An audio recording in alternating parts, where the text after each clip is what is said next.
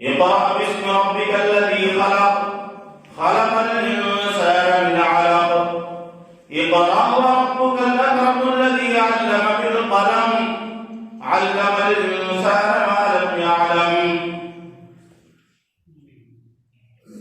تمام قسم کی تعریفات اس وحدہ لا شریک خالق کائنات مالک ارض و سما کے لیے لائق اور زیبا ہیں کہ جس نے ہمیں اور آپ کو اس دائرے پانی کے اندر پیدا کیا اور اس کے بعد انگنت درود و سلام نازل ہوں، لاکھوں کروڑوں درود و سلام نازل ہوں اس ہستی اقدس و مقدس پہ کہ جن کا نام اسم گرامی محمد اکرم صلی اللہ علیہ وسلم ہے۔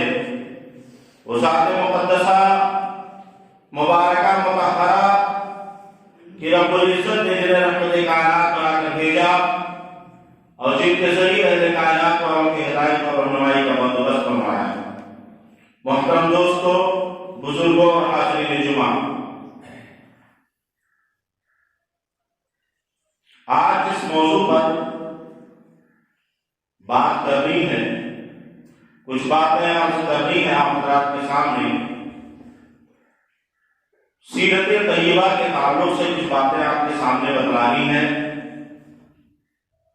سیرت طیبہ کے تعلق سے اگر کہا جائے، اللہ کے نبی صلی اللہ علیہ وسلم کی سیرت کے تعلق سے آپ دیکھیں کہ دنیا کے اندر بہت ساری کتابیں شائع ہو چکی ہیں، اور یہ ایک ایسا موضوع ہے، اتنا بڑا موضوع ہے کہ اس موضوع پر آپ اگر بیان کرتے چلے جائیں گے تو کبھی ختم نہیں ہوگا۔ اللہ کے رسول صلی اللہ علیہ وسلم کے نبوت یا نبی بنائے جانے کے بعد سے جب سے سیرت کی کتابیں لکھی جا رہی ہیں اور قیامت تک لکھتی جاتی رہے گی،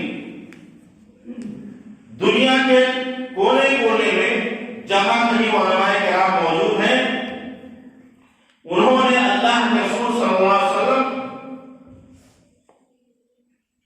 کے سیرت پر جو ہے بہت ساری کتابیں لکھی ہوئی ہیں اور بہت مشہور کتابیں موجود ہیں۔ اور خاص طور سے آپ ہم دیکھیں کہ جب ہمارے مدرسوں میں مکتب میں درجہ 5 تک جب ہم پڑھتے ہیں تو وہاں بھی ہمیں اللہ کے رسول صلی اللہ علیہ وسلم کی سیرت کے تعلق سے بتلایا جاتا ہے، اور آج ہمارا فرض ہے، ہمارے لیے یہ ضروری ہے کہ ہم اللہ کے رسول صلی اللہ علیہ وسلم کی سیرت کو جانیں اور پہچانیں اور اپنے اولاد کو اس سے واقفیت کرائیں۔ اسی لیے کہا گیا ہے کہ بنیادی تعلیم جو ہونی چاہیے، ہماری جو بنیادی تعلیم ہے وہ سب سے پہلے یہ ہونا چاہیے کہ ہماری بنیادی تعلیم جو ہے وہ مضبوط ہونی چاہیے بچوں کی۔ نماز روزے کیسے پڑھے جائیں گے، نماز کیسے پڑھے جائیں گے، روزے کیسے رکھے جائیں گے، دین کے ارکان کیا ہیں، یہ سارے طریقے جو ہے معلوم ہونے چاہیے بچوں کو۔ اور جب یہ سارے طریقے معلوم ہوں گے، پڑھیں گے، اس کے بعد جب آگے بڑھ جائیں تو آپ دنیا کی کسی بھی لائن میں ان کو ڈالیے، ڈاکٹر بنائیں، انجینئر بنائیں، جو بھی آپ کو سمجھ میں آئے لیکن بنائیں۔ تو ضرورت اس بات کی ہے کہ پہلے جو ہے بنیادی تعلیم مضبوط ہونی چاہیے۔ اگر بنیادی تعلیم ہماری مضبوط نہیں ہے، آگے چل کر وہ بچے سب کے لیے، سماج اور معاشرے کے لیے مشکل بنتے ہیں۔ کیوں؟ ان کو پتہ نہیں رہتا ہے۔ جو نام و نہاد مسلمان ہو جاتے ہیں ان کو پتہ نہیں ہوتا ہے کہ اسلام پہ کیسے ثابت قدم رہنا ہے، اسلام کو کیسے مکمل طور پر عمل کرنا ہے۔ جب اس چیز کے بارے میں پتہ نہیں ہوتا ہے تو ظاہر سی بات ہے وہ جو ہے پھر صحیح طریقے سے اسلام کا عمل پیرا نہیں ہوتے ہیں۔ تو سیرت طیبہ جو یہ ہے، یہ ضرورت اس بات کی ہے کہ اس کو ہم اپنے بچوں کو سکھائیں اور بتلائیں کہ اللہ کے رسول صلی اللہ علیہ وسلم کی زندگی کیسے تھی، نبوت سے پہلے کی زندگی آپ کی کیسی تھی، نبوت کے بعد کی زندگی آپ کی کیسی تھی۔ وہ ساری باتیں ہمیں اور آپ کو خود جاننا ہے اور اپنے بچوں کو سکھانا ہے کہ ہمارے اللہ کے رسول صلی اللہ علیہ وسلم کے ماں باپ کو ان کا خاندان آپ کے رہن سہن کیسے تھے، آپ کے مزاج کیسے تھے، آپ نے کرنے کا کیا حکم دیا، آپ نے کس چیز سے روکا ہے، ان ساری چیزوں کو ہمیں پتا ہونا چاہیے، معلوم ہونا چاہیے۔ اگر معلوم ہے تو ہماری زندگی بہت اچھے سے گزرے گی اور اس پر ہم صحیح طریقے سے عمل پیرا ہو کر اور اس کے بعد ہم اپنے لیے جنت کا راستہ ہموار کر سکتے ہیں اور ٹھکانہ اپنا جو جنت بنا سکتے ہیں۔ تو سیرت طیبہ کے تعلق سے جو باتیں آپ کے سامنے بتلانی ہے اللہ کے رسول صلی اللہ علیہ وسلم کے تعلق سے، اس میں سے ایک واقعہ جو آپ کی نبوت کے تعلق سے ہے، غار حرا۔ آپ لوگوں نے سنا ہوگا نا، غار حرا کا نام آپ لوگوں نے سنا ہوگا۔ اللہ کے رسول صلی اللہ علیہ وسلم غار حرا کے اندر آپ جاتے تھے، مہینوں قیام کرتے تھے، اس میں آپ مہینوں آپ قیام کرتے تھے، 3 سال تک، نبوت سے قبل 3 سال تک آپ غار حرا میں ہی جاتے تھے، خلوت نشینی آپ اختیار کرتے تھے۔ غار حرا کے اندر اللہ کے رسول صلی اللہ علیہ وسلم کیا کرتے تھے؟ آپ وہاں جاتے تھے، اپنا توشہ جو ہوتا تھا وہ لے کر جاتے تھے، جسے ستو وغیرہ اس وقت چلتا تھا۔ ہمارے یہاں بھی پہلے ستو چلتا تھا کہ نہیں چلتا تھا؟ ستو چلتا تھا، اور آج مدرسوں میں، سرکاری اسکولوں میں ستو وغیرہ دیا جاتا ہے کہ دیا جاتا ہے؟ بچوں کو کھانے پینے کے لیے دیا جاتا ہے۔ تو پہلے ستو چلتا تھا، آج تو کسی کے گھر میں اگر ستو بن جائے تو کہیں گے ارے یہ کون کھائے گا، اس کو اٹھائے کے لے جائے گا، کپڑے نہیں ہے کہیں بھی، تو جو ہے گائے بھینس اور جانور کا جو ہے چارہ ہوا ہے۔ آج تو بس فرائی والا آئٹم چاہیے، چاہے مچھلی فرائی ہو، چاہے مرغی فرائی ہو، کچھ نہ کچھ فرائی ہونا چاہیے، اچھے سے اچھا کھانا ہونا چاہیے۔ اور بچے تو آج کے دور میں کتنے نخرے کرتے ہیں، اللہ کہتے ہیں بہت زیادہ ان کے نخرے ہیں، یہ نہیں کھا پائے، وہ نہیں کھا پائے، ایسا ہے تو ویسا ہے، اما ہی پکائی دو، پپا ہی لائی دو۔ اور کہوں اگر باپ اگر بچے کو پتا چل گیا کہ باپ کہیں باہر گیا ہے، بٹوا گیا ہے، یا رویا کر گیا ہے، چوراہے میں گیا ہے، تو فون دے کے لگی ہے، ابا آئے ہو تو وہیں سے چاکلیٹ لیا ہے، وہیں سے ہی لیا ہے، وہیں سے ہی لیا ہے، فرمائی کہ بھرمان رہتے ہیں، چاہے حکم بجا لائے یا نہ بجا لائے، چاہے وہ بیٹا اپنے باپ کا حکم بجا لائے یا نہیں۔ اگر باپ کو یہ کام کہہ دیتا بیٹا چلا جاؤ چوراہے پر فلانا کام کہہ جاؤ، تو بھیا دوسرے کے بھیوا کا کہہ دیو یا فلانے کہہ دیو، ہمارے پاس ٹائم نہیں۔ کیوں؟ بچوں کا جو موبائل جو اس وقت بھوش ہے نا، یہ خراب کر رہا ہے، کوئی گیم کھیلنے میں لگا ہے، کوئی جو ہے سیریل دیکھنے میں لگا ہے، کوئی فری فائر کھیلنے میں لگا ہے، لگے ہیں بچے، کوئی سیریل دیکھتا ہے، کوئی کارٹون دیکھتا ہے، تو ڈسٹرب نہ ہو،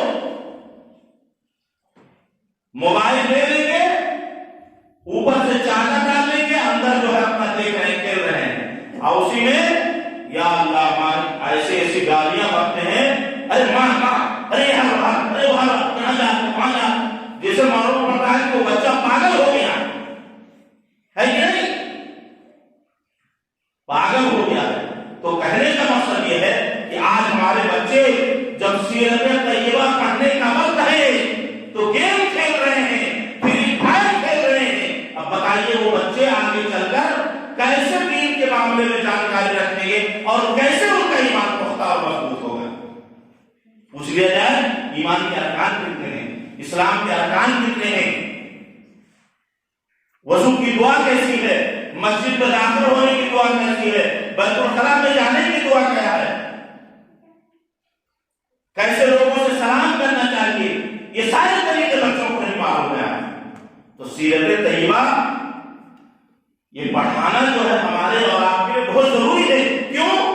کیونکہ ہمارے آئیڈیل ہے کون، ہمارے آئیڈیل اور رہنما اور پیشوا ہے کون، کہ جس سے ہمیں دنیا میں بھی نجات مل سکتی ہے اور آخرت میں نجات تو ملے گی ہی ملے گی، کفارہ ملے گی۔ اگر ہم نے ان کو اپنا آئیڈیل نمونہ اور اسوہ مان لیا اور ان کے سیرت کے مطابق اگر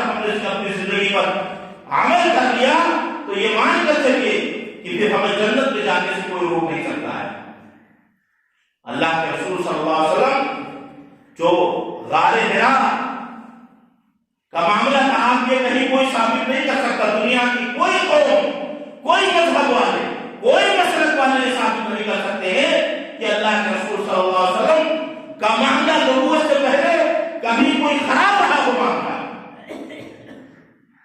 اخلاق، آپ بلند اخلاق پر فائز تھے، مکہ والے آپ کے صادق اور یقین ہونے کی گواہی دیتے تھے، اور اللہ کے رسول صلی اللہ علیہ وسلم نے ایک امتحان کے طور پر ایک بات کہا تھا کہ میں اگر کہہ دوں کہ صفا پہاڑی کے پیچھے ایک لشکر چھپا ہوا ہے تو کیا تم میری باتوں کو یقین کرو گے؟ جبکہ میں جانتا ہوں کہ لشکر نہیں ہے، لیکن اگر میں کہہ دوں گا تو کیا آپ یقین کرو گے؟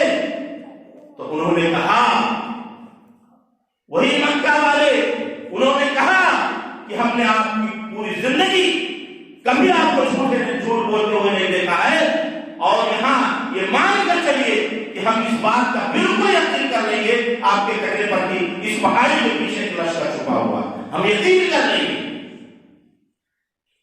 صادق اور امین امانتیں لا لا کر رکھا کرتے تھے، کس کے پاس؟ اللہ کے رسول صلی اللہ علیہ وسلم کے پاس، جو مکہ کے بڑے بڑے رئیس، بڑے بڑے سردار اور بڑے بڑے جو ہے روسا جو تھے، وہ لا کر جو ہے رکھتے تھے اپنی امانتیں، روپیہ پیسہ آپ کے پاس رکھتے تھے،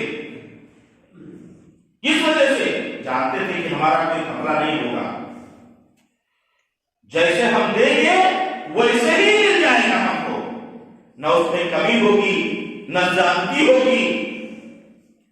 اس لیے سارے لوگ امانتیں لا کر رکھتے تھے، اور آج میں جب نبوت کا اعلان بھی کر دیا، اس کے باوجود بھی وہ لوگ اپنی امانتیں نہیں لے کر گئے۔ 13 سال تک آپ مکہ میں تھے، نبی بنائے جانے کے بعد 13 سال تک آپ مکہ میں تھے، اور یہاں بچے بیٹھے ہیں، بتائیے کہ اللہ کے رسول صلی اللہ علیہ وسلم کی مدنی زندگی کتنی تھی؟ یہاں بیٹھے ہوئے بچے یہ بتائیں کہ اللہ کے رسول صلی اللہ علیہ وسلم مدینہ کے اندر کتنے دنوں تک تھے؟ کسی کو ہے معلوم کہ مدنی زندگی آپ کتنے دن مدینہ میں تھے؟ آپ دیکھیے ہمارے بچے ہیں، ان کو نہیں پتا ہے کہ مدینہ کی زندگی اللہ کے رسول صلی اللہ علیہ وسلم کی کتنی تھی۔ بہت سارے لوگوں کو بھی نہیں پتا ہوگا کہ اللہ کے رسول مدینہ کے اندر آپ کتنے سال تک رہے۔ نبی بنائے جانے کے بعد 23 سال آپ کی زندگی تھی، 13 سال تک آپ مکہ میں رہے، اور 10 سال تک آپ مدینہ کے اندر رہے، اور اسلام کو جو فروغ ملا، اسلام کو جو بڑھوتری ملی، اسلام کو جو کامیابی ملی، وہ مدینہ سے پہلا۔ اور جانتے ہیں غار حرا اللہ کے رسول صلی اللہ علیہ وسلم نے کب اختیار کیا تھا؟ غار حرا میں آپ کب جانے لگے تھے؟ علماء نے بتایا ہے اور علماء نے لکھا ہے، اور خاص طور سے آپ دیکھیں صفی الرحمان مبارک پوری رحمہ اللہ کی کتاب ہے الرحیق المختوم، سیرت کی 1 نمبر کتاب ہے، اس کے اندر انہوں نے ذکر کیا ہے کہ اللہ کے رسول صلی اللہ علیہ وسلم مدینہ ہجرت کرنے سے 3 سال پہلے جو آپ نبی بنائے، جب آپ گئے تھے نبی، جب مکہ کے اندر آپ نبی تھے تو نبی بنائے جانے سے 3 سال پہلے آپ غار حرا میں جانے لگے تھے۔ نبوت آپ کو کتنے سال میں ملی تھی؟ 40 سال میں، ہے کہ نہیں؟ نبوت آپ کو 40 سال کی عمر میں ملی تھی، قمری اعتبار سے، یعنی چاند کے اعتبار سے۔ قمری کا مطلب ہوتا ہے چاند، چاند کے اعتبار سے اللہ کے رسول صلی اللہ علیہ وسلم کو 40 سال، اور شمسی یعنی سورج کے اعتبار سے اللہ کے رسول صلی اللہ علیہ وسلم کو 39 سال اور کچھ دن جو ہے اللہ کے رسول صلی اللہ علیہ وسلم کے بعد آپ کو نبوت ملی تھی۔ میں بتاتا ہوں آپ کو کہ وہ کتنے دن میں آپ کو نبوت ملی تھی۔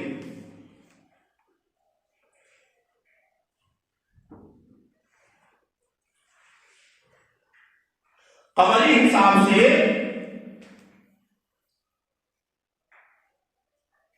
عمر 40 سال 6 مہینے 10 دن تھی قمری اعتبار سے، اور شمسی اعتبار سے 39 سال 3 مہینے 22 دن، 39 سال 3 مہینے 22 دن کے اعتبار سے اللہ کے رسول صلی اللہ علیہ وسلم کو نبوت ملی تھی۔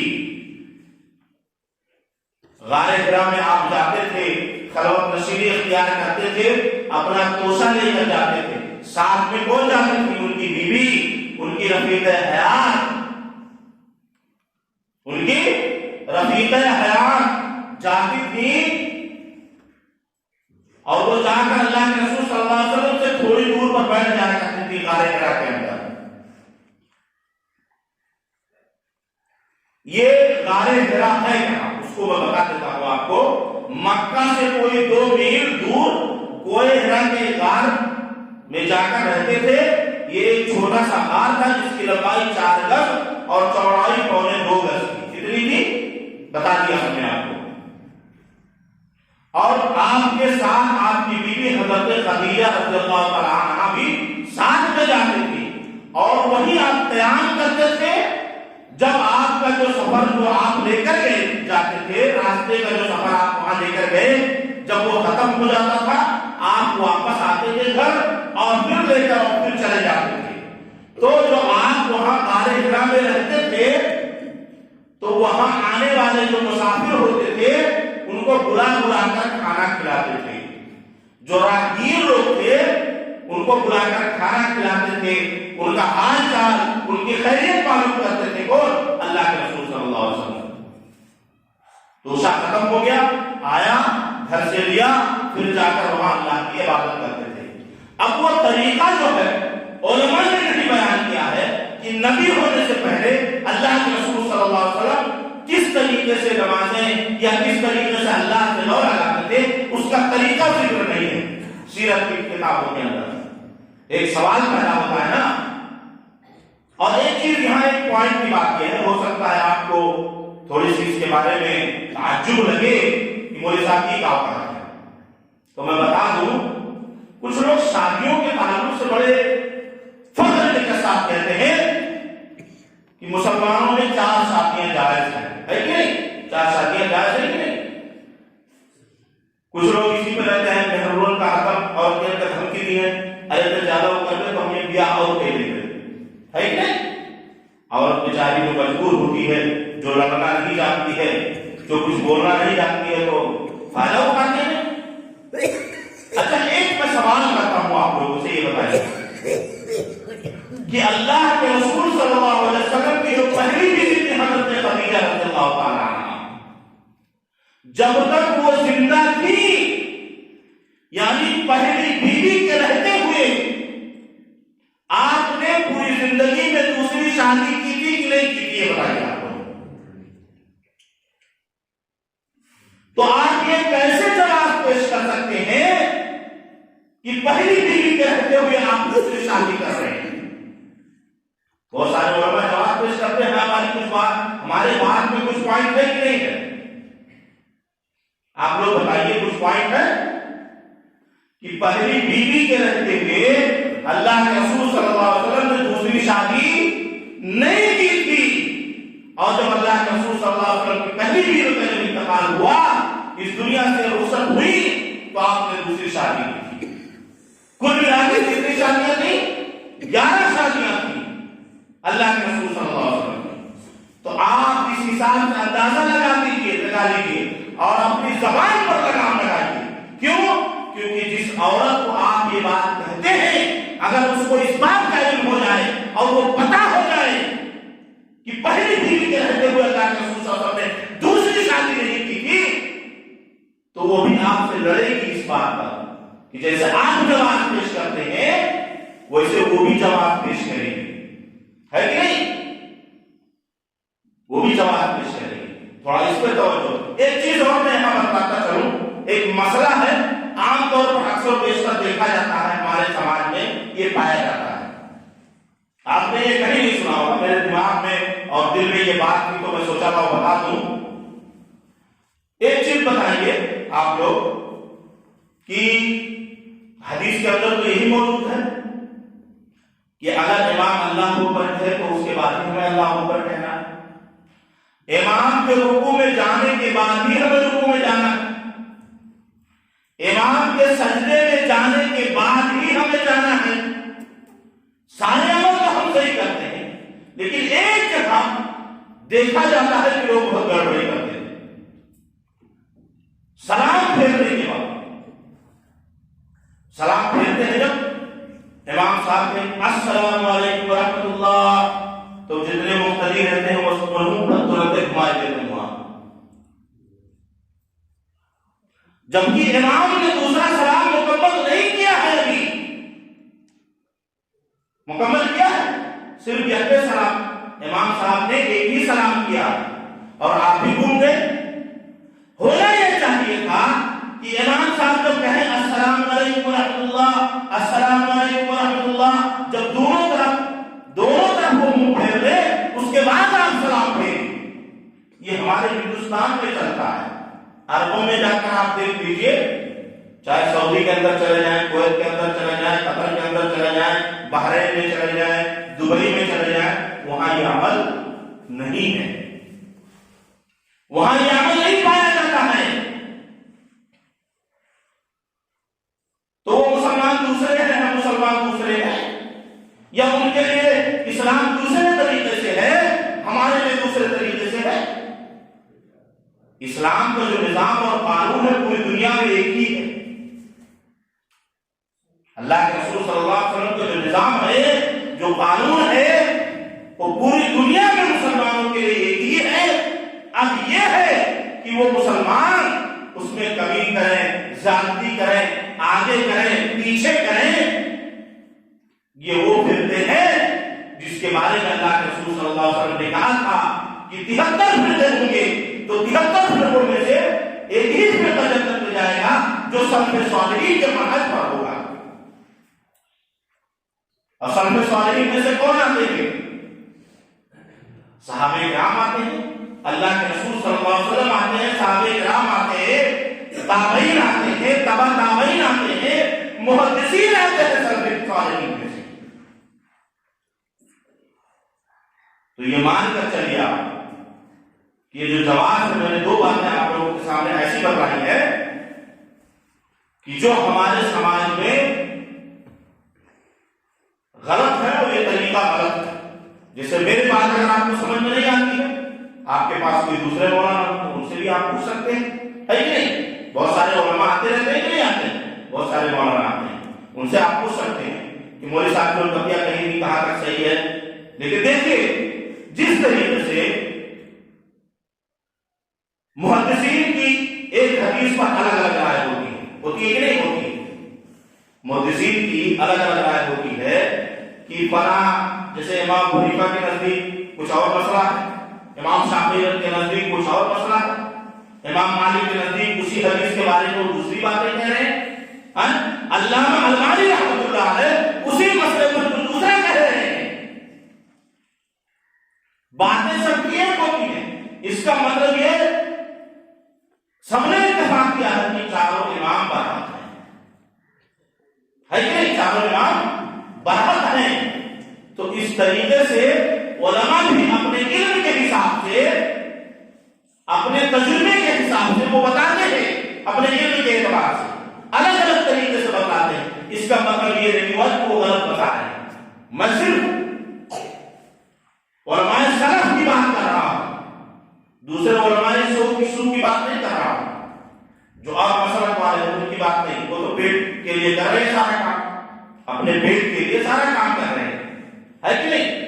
ان کے پاس جیب خرچہ نہیں ہے کہ فتوا پوچھا ہے تو بڑے انہیں ڈرا دیے۔ اسلام میں بھی ڈر کا بزنس ہے۔ کیا ہے؟ آج ڈاکٹروں کے یہاں بہت ڈاکٹر ایسے بھی ہیں کہ ان کے پاس ڈر کا ہے کہ آپ کوئی مرض لے کر جائیں گے، بتائیں گے ہم اتنا پریشان ہیں، تمہیں اتنا ڈروا دی ہے کہ نہیں؟ اتنا ڈروا دی ہے کہ تم مجبور ہو جاؤ، پریشان ہو جاؤ۔ تو دنیا میں یہ کیا چیز ہے؟ ہر آدمی ڈر کا سہارا لے رہا ہے کہ سامنے والے کو ڈروائے کہ بس ڈوب لوں۔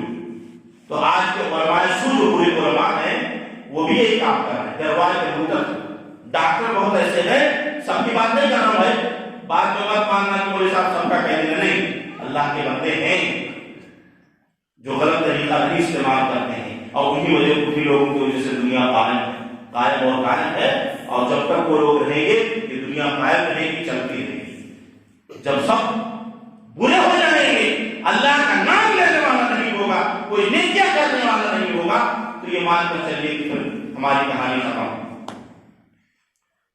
تو کہنے کا جو مقصد ہمارا یہ ہے کہ یہ جو باتیں چل رہی تھی اللہ کے رسول صلی اللہ علیہ وسلم کی سیرت کے تعلق سے، وقت ہو چلا، وقت اس بات کی اجازت نہیں دے رہا ہے کہ کچھ اور کہا جائے، دو چار باتیں میں بتا کر اپنی بات کو ختم کروں گا۔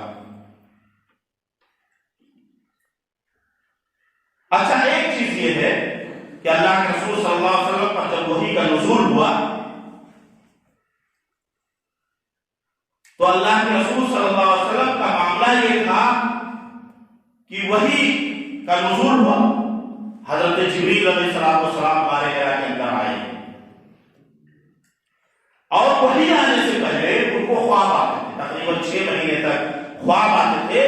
تو جو خواب آپ دیکھتے تھے وہ خواب جو بعد میں جا کر باہر نہیں دیکھتے تھے، وہ خواب پورا ہو جاتا تھا۔ 6 مہینے تک یہ سلسلہ چلتا رہا۔ حضرت عائشہ رضی اللہ تعالیٰ عنہا بھی کہتی ہے کہ اللہ کے رسول صلی اللہ علیہ وسلم جو خواب دیکھتے تھے وہ خواب پورا ہو جاتا تھا، اس کا کہیں نہ کہیں کوئی معاملہ ہو جاتا تھا۔ اس کے بعد جب یہ نبی بنائے گئے، حضرت جبریل علیہ السلام آئے غار حرا کے اندر، اور پورا معاملہ تو آپ جانتے ہی ہیں کہ کیا ہوا۔ قرآن کریم کی ایک آیت نازل ہوئی، اقرأ باسم ربک الذی خلق خلق الانسان، شروع کی 5 آیتوں کا نزول ہوا، جس کو ہم پڑھتے ہیں، اسی لیے اقرأ پڑھی اس رب کے نام سے جس نے پیدا کیا ہے کہ نہیں؟ خلق الانسان من علق، انسان کو پیدا کیا ایک لوتھڑے سے۔ اقرأ وربک الاکرم، پڑھیے اس رب کے نام سے جو بزرگ والا بزرگ ہے۔ اقرأ وربک الاکرم الذی علم بالقلم، اور انسان کو سکھایا وہ چیز جو وہ نہیں جانتا تھا، ہے کہ نہیں؟ ما لم یعلم، جو نہیں جانتا تھا اللہ تبارک و تعالیٰ نے قلم کے ذریعے سے اس کو سکھایا، وہ نہیں جانتا تھا۔ یہ قرآن کی آیتیں ہیں، حضرت جبریل علیہ السلام لے کر آئے۔ یہ اللہ کے رسول صلی اللہ علیہ وسلم کو بہت گھبراہٹ ہوئی، بے چینی ہوئی، آپ گھر آئے، حضرت خدیجہ رضی اللہ تعالیٰ سے پورا ماجرا بیان کیا، اور آپ کانپ رہے تھے۔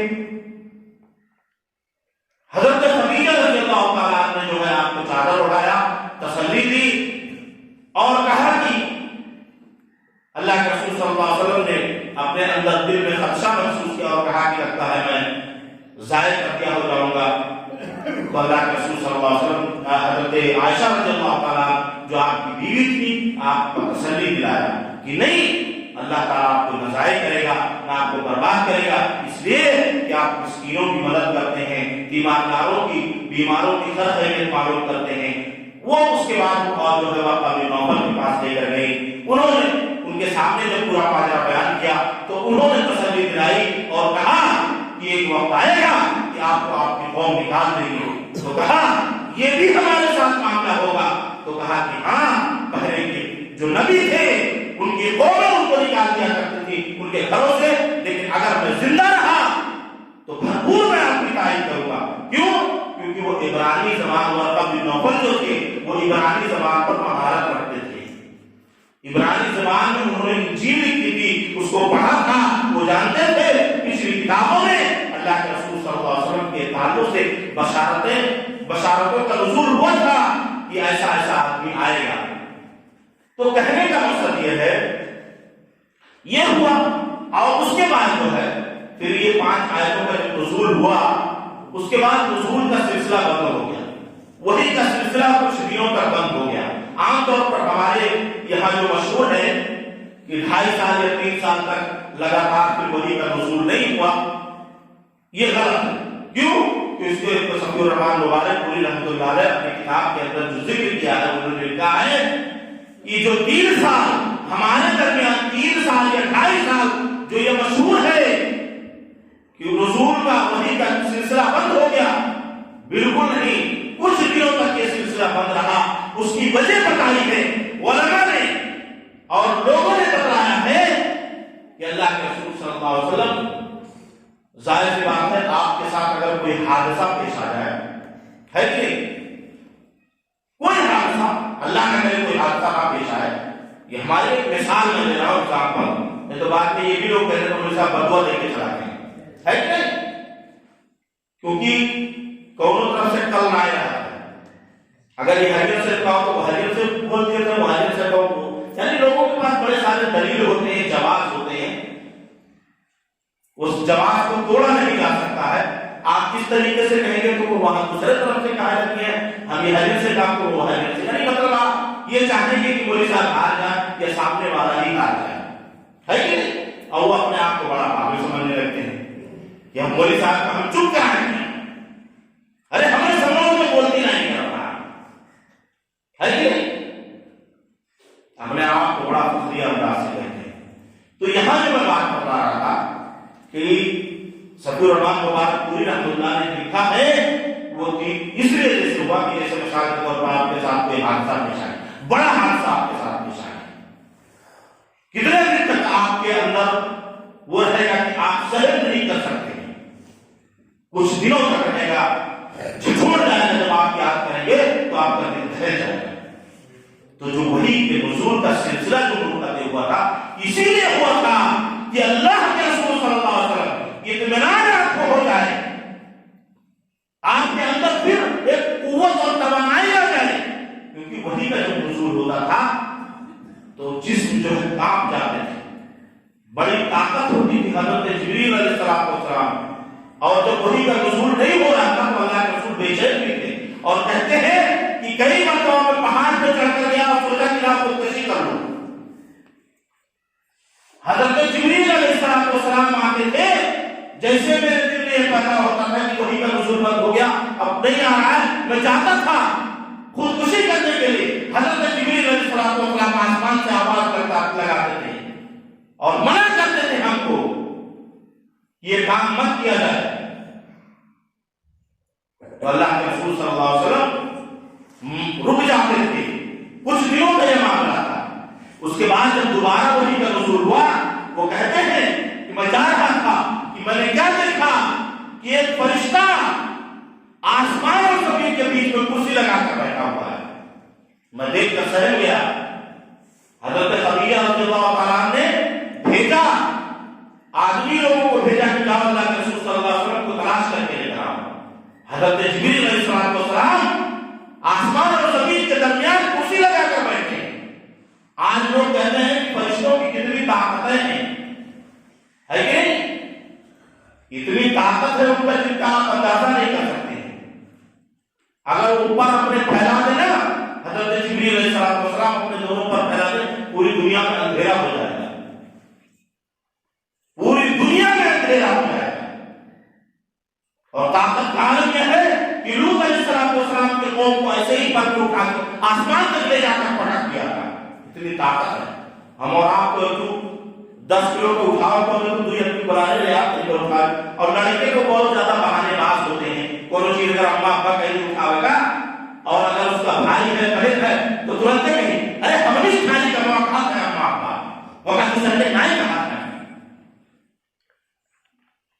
تو آج ہم کو 10-20 کلو کا اگر اٹھانا ہوگا تو اللہ ماشاءاللہ کو اٹھا لے گا، نہیں تو ہم کو ایک آدمی کو بلاتے ہیں بھائی آئے پکڑ لیجیے، لیکن ان کی طاقت اتنی ہے، اللہ تعالیٰ نے ان کو اتنی طاقت دے کے رکھی۔ تو یہ جو کہنے کا مقصد یہ ہے، اس کے بعد دوسری آیت کا جب نزول ہوا تو یہی ہوا، یا ایھا المدثر قم فانذر وربک فکبر وثیابک فطہر والرجز فاہجر، یہاں تک کی آیتوں کا نزول ہوا، اور اس کے بعد پھر سلسلہ چلتا رہا، پھر کبھی بند نہیں ہوا وہی کا نزول۔ تو یہ اللہ کے رسول تھا۔ اچھا، یہ کہنے کا جو مقصد یہ ہے کہ اسلام کو اللہ تبارک و تعالیٰ نے، اسلام جو دین ہے یہ اللہ کے رسول صلی اللہ علیہ وسلم کے ذریعے سے ہم تک پہنچا، تو ہمیں اس پر کرنا کیا ہے؟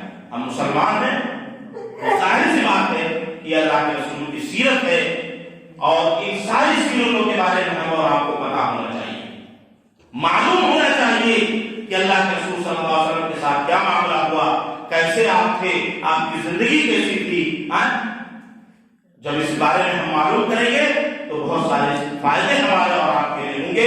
اور دنیا میں آج ہم ذلت و خوار ہیں, رسوا ہیں, ہم خوف کی زندگی جی رہے ہیں. جی رہے کہ نہیں جی رہے خوف کی زندگی؟ یہی وجہ ہے کہ ہماری ایمان مضبوط نہیں ہے, ہمارا ایمان پکا نہیں ہے, اس لیے ہم خوف کی زندگی جی رہے ہیں.